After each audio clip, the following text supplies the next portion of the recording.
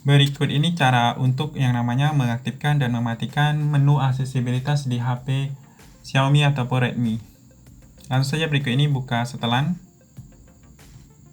Nah, dari setelan ini gulit saya ke bawah. Pilih setelan tambahan. Di sini ada menu aksesibilitas. Pilih menu aksesibilitas. Kemudian pilih menu aksesibilitas yang ini.